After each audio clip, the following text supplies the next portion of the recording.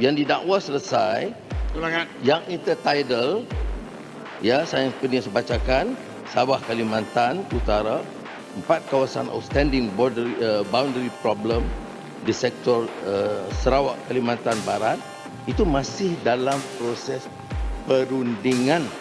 Saya bagi tahu sebab kami ambil kenyataan ini, kenyataan daripada Polis Indonesia yang mengatakan 5,207 hektar ni daripada Malaysia dimasuk kepada, bukan kami. Bila dibangkitkan, kami tanyalah. Kami tak pernah maki pun.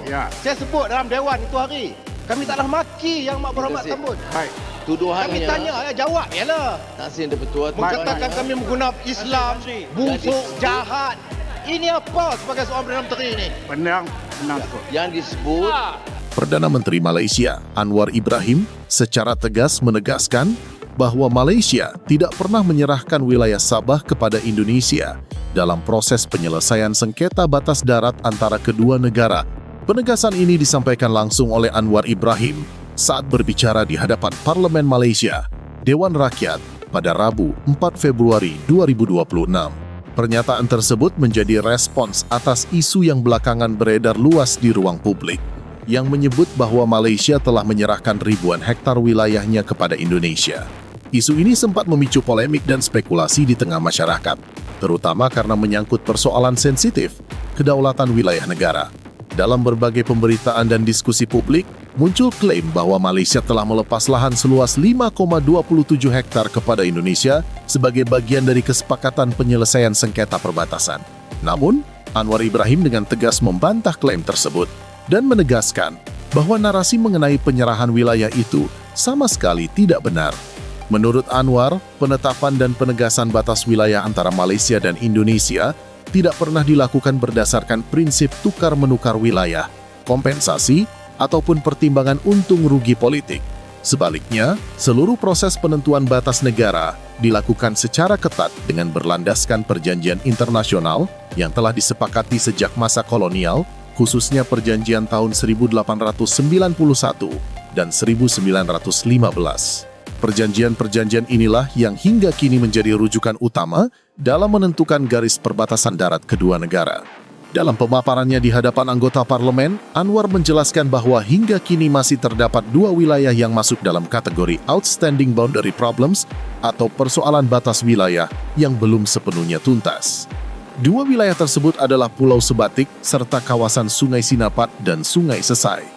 Kedua area ini telah lama menjadi fokus pembahasan dalam perundingan perbatasan antara Malaysia dan Indonesia, dan penyelesaiannya memerlukan kajian historis serta hukum internasional yang mendalam. Terkait kawasan Sungai Sinapat dan Sungai Sesai yang luasnya hampir mencapai 6.000 hektar, Anwar Ibrahim menegaskan bahwa wilayah tersebut secara historis memang berada di bawah kedaulatan Indonesia. Fakta ini, menurutnya, telah ditegaskan sejak perjanjian tahun 1915 dan tidak pernah diperdebatkan oleh pemerintah kolonial Inggris pada masa itu maupun oleh pemerintah Malaysia setelah merdeka. Dengan kata lain, wilayah tersebut sejak awal bukan bagian dari Sabah, sehingga tidak dapat disebut sebagai wilayah yang diserahkan oleh Malaysia. Anwar menekankan bahwa selama lebih dari 1 abad, status wilayah Sungai Sinapat dan Sungai Sesai tidak pernah menjadi sengketa aktif. Tidak ada klaim resmi dari pihak Inggris maupun Malaysia yang mempertanyakan kedaulatan Indonesia atas wilayah tersebut. Oleh karena itu, proses penegasan batas yang dilakukan saat ini hanyalah peneguhan terhadap fakta historis dan hukum yang sudah ada, bukan pengalihan wilayah dari satu negara ke negara lain. Sementara itu, isu lain yang turut memicu perdebatan publik adalah kabar mengenai dugaan tukar guling wilayah yang melibatkan 3 desa di Pulau Sebatik, yaitu Kampung Kabulangalor, Kampung Lepaga, dan Kampung Tetagas. Dalam berbagai laporan yang beredar, ketiga desa ini disebut-sebut sebagai bagian dari wilayah yang dipertukarkan antara Malaysia dan Indonesia. Namun, Anwar Ibrahim kembali menegaskan bahwa anggapan tersebut tidak benar. Menurut Anwar, sejak awal ketiga desa tersebut merupakan bagian dari wilayah Sabah sesuai dengan kesepakatan dan perjanjian lama yang berlaku.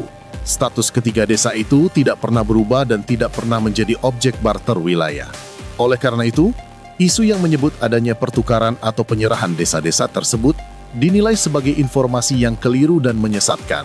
Anwar menjelaskan bahwa penyesuaian garis batas wilayah yang terjadi di lapangan merupakan konsekuensi alamiah dari proses penegasan perbatasan yang kini dilakukan secara lebih jelas dan terperinci. Penyesuaian ini bertujuan memastikan bahwa batas negara di lapangan benar-benar sesuai dengan dokumen hukum dan peta yang telah disepakati secara internasional. Dengan demikian, perubahan garis batas bukan berarti penyerahan wilayah, melainkan penegasan atas batas yang sejatinya telah ditentukan sejak lama. Dalam pernyataannya, Anwar juga menyinggung persoalan peta perbatasan yang selama ini belum sepenuhnya dimuktamadkan. Ia menjelaskan bahwa terdapat kawasan yang sejak awal merupakan hak Indonesia. Namun karena peta batas wilayah belum disepakati secara final, Malaysia sebelumnya tidak sepenuhnya menyetujui penetapan tersebut.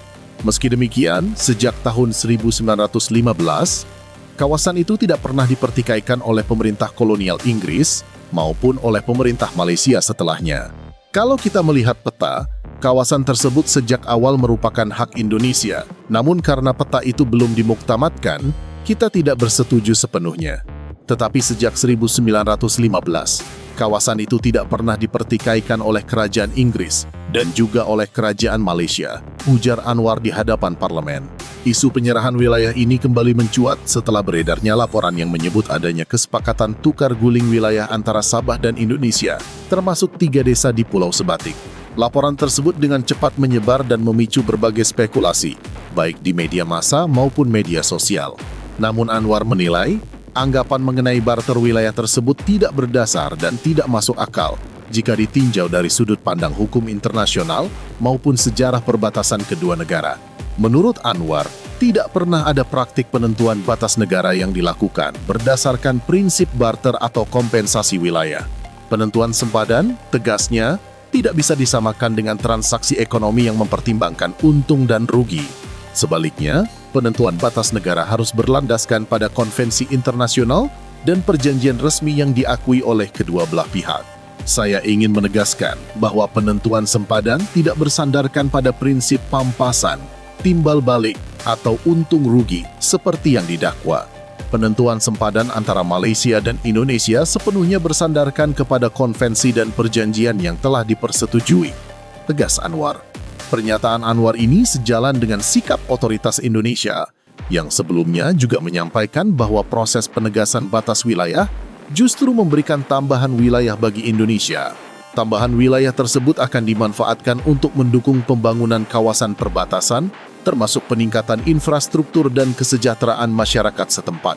Dalam konteks ini, proses penegasan batas tidak hanya dipandang sebagai penyelesaian persoalan teknis semata, tetapi juga sebagai langkah strategis untuk memperkuat hubungan bilateral antara Malaysia dan Indonesia.